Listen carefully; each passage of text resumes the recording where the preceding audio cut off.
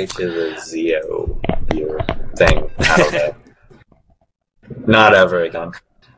All right, so gonna be ladies 8. and gentlemen, you are watching SC Reddit Open number 7, a weekly tournament, and today we have Bluey and Tizzou in the round of 32, Protoss versus Zerg on Lost Temple. I am Harlequin, and with me today is Atomica. So, Atomica, we've seen plenty of Protoss and Zerg games today. What do you feel about Protoss versus Zerg, in particular on Lost Temple? Obviously, we've seen a lot of PvC games. My phone is going off like crazy. Anyway, and if I recall, Protoss has just been completely demolishing Zerg on regardless of what map we've seen, and this is making me a little bit disappointed. Even as a Protoss player myself, I know you're a Zerg player and you don't like to watch this, but I really want to see Zerg pull some pretty good unit composition in and just steamroll Protoss. I really want to see that today.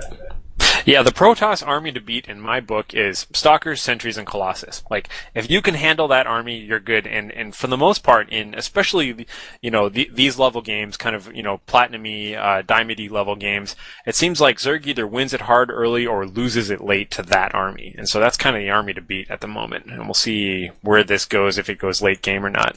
But so far, we've got Bluey up here in the 12 o'clock position. We've got Tizzou here in the, 7 o'clock position, 8 o'clock position. And one thing to note is that when you're spawned across from each other like this on Lost Temple, really you can just kind of draw a line kind of going out from their base and up to the other base, and it's like it's a much smaller map all of a sudden. This is about the size of Steps of War if you just include the expansions directly between their bases. And so it's a much shorter rush distance, and the game kind of takes on a smaller map flavor. Absolutely, but at the same time, you have to watch out to make sure your opponent doesn't go to the opposite end of the map and just throw down some random expansion there, and they'll just simply out-macro you if you're not careful. Yeah, Mad Frog did a bunch of tournament games versus TLO during, I think this was somewhere in the European Warcraft 3 tournaments, they did a show match of SC2 games, TLO versus Mad Frog, who was an old Warcraft 3 player, and he was just renowned for doing these random, radial satellite expansions out of nowhere. Like, he would just go all the way across the map and just take the natural of some other base, and rather than taking his own natural. And it was always a gamble move because you kind of have to grow all of your own workers there. You can't necessarily Maynard transfer them.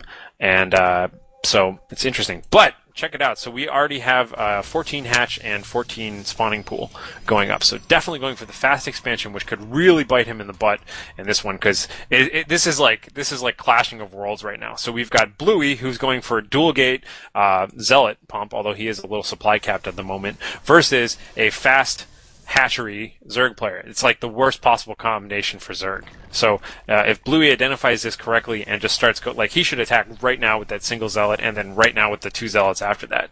But we'll see how aggressive he's going to be, because he could win the game if he just did it right now. There's such a giant opening. He is definitely going for that 2-gate push. I'm really surprised that he hasn't taken out this drone that's just harassing this pylon right now.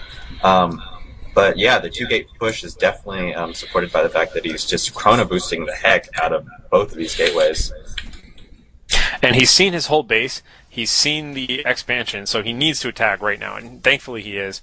We'll see how this goes, because this is hard to defend. I mean, he's going to have, at best, 6 or 8 unupgraded Zerglings. You can see he doesn't have the gas to get Zerg speed right now. He's got a single queen producing, no queens there, and 1 spine crawler going up. This is going to be real hard for him. It was a very risky move on his part going for this build order.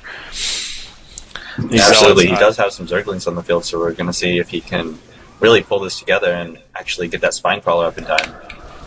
Yeah, it looks like he's going to sack a couple of zealots maybe and take out that spine crawler, and boy, he's just going to go to town on this stuff, so we'll have to see. That probe gets a kill on his zealot. That was pretty good.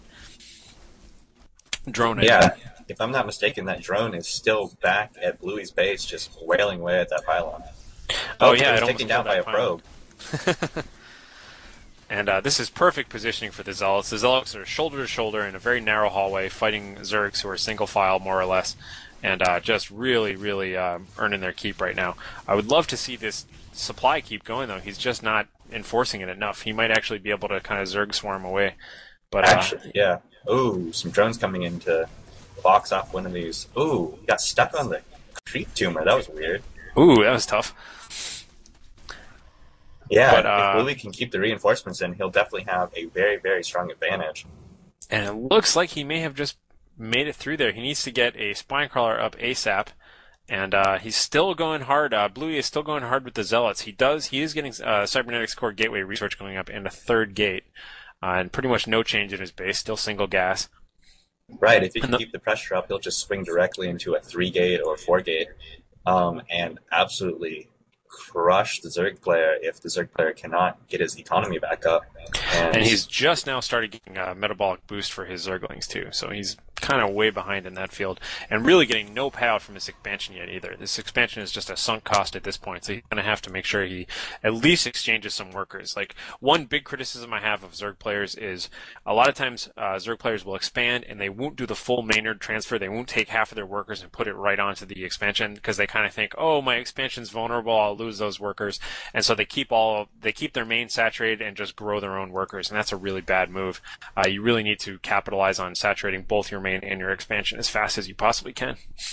Absolutely. The payoff from just transferring half the workers is absolutely enormous, as those workers don't have to wait at all, and your production. Someone did a really, really good analysis on Team Liquid of saturation points. The payoff is enormous. Yeah, I Anyway. saw that. He had I recall that early on, and it had to do with, on average, if you had 2 or if you had more, or if half of them had 2 workers on it, and it was really good to see the difference between having 2 on every node versus having 3 on every node versus, what we have here. But looks like he's moving in for another good poke. Really hard to fight this off with Zerglings. We'll see if he can just get enough. The speed upgrade for the Zerglings has finally come, but it looks like he's even fighting with a couple of workers. Absolutely. I like that Tizzou has gotten this really nice creep spread, so he definitely has really good response times in terms of moving his units from his main hatch to where his units are getting attacked right now.